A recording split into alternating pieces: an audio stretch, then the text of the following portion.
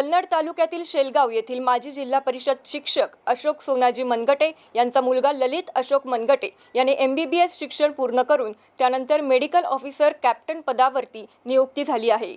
त्याबद्दल गावातून मिरवणूक काढून त्याचा सत्कार करण्यात आलेला आहे।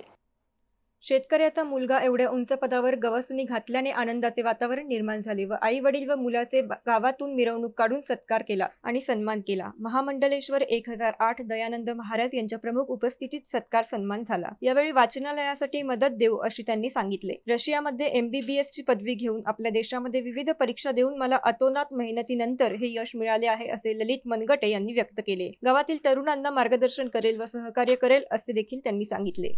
MCN news Devidas Thorat, Nachanwel, Kannada.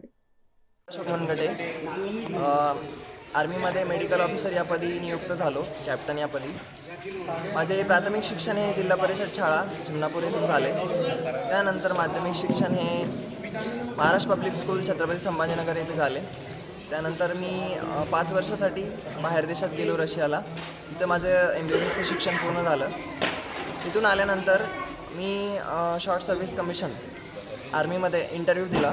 त्यामधून माझे मेडिकल ऑफिसरपदी आता नियुक्ती झालेली आहे आणि त्यासाठी मला आता झारखंड रांची येथे पोस्टिंग मिळालेली आहे आणि तेथे जायचं आहे।